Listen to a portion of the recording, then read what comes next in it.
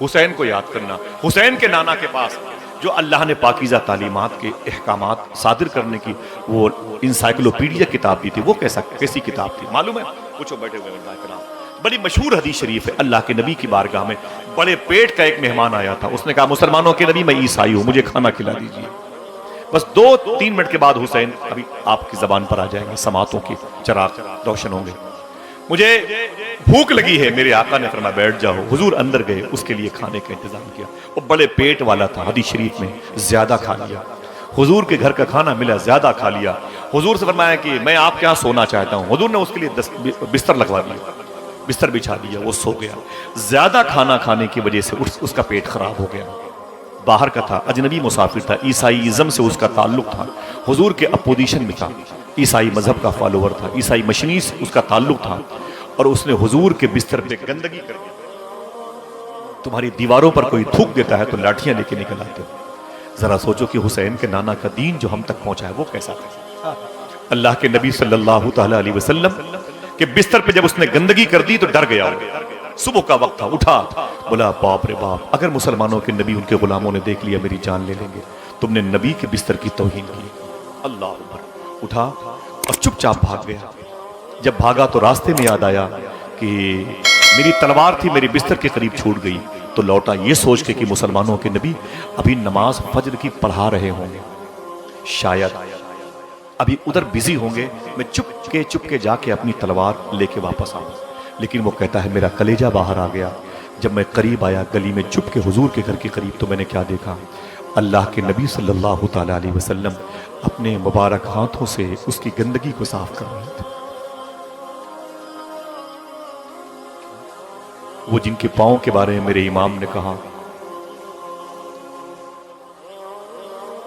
کہ دل کرو ٹھنڈا میرا، وہ کفے پا چاند سا، سینے پہ رکھ دو ذرا تم پہ کروڑوں درود۔ وہ انگلیاں حضور کی جن کی گھائیوں سے سمرسیبل جیسی فضا قائم ہو، میرا امام خاموش نہ رہ سکے، کہہ دے انگلیاں ہیں فیض پر، ٹوٹے ہیں پیاسے جھوم کر۔ اللہ کے نبی صلی اللہ تعالیٰ علیہ وسلم نے اپنے ہاتھوں سے اس کی گندگی صاف کی۔ سمجھ رہے ہیں؟ اخبار پڑھا کرو، دیکھا کرو میوات میں کیا ہو رہا، یہ آگ بڑھے گی ایسے پورے ملک میں۔ مجھے اپوزیشن جماعت سے، مجھے غیر مسلموں سے کوئی مطلب نہیں، مجھے آپ سے مطلب ہے، آپ سے۔ آپ کے پاس کہاں حسین کا کردار موجود ہے؟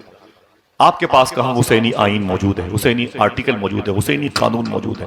حسین کے نانا کے کس قانون کو آپ نے فالو کیا؟ ابھی سمجھ میں آ جائے گا، ابھی سمجھ میں آ جائے گا۔ وہ چپ کے جب قریب آیا تو حضور کو دیکھا، حضور اس کی گندگی کو اپنے ہاتھوں سے صاف کر رہے تھے، تڑپ گیا، کھڑے ہو کے رونے لگا۔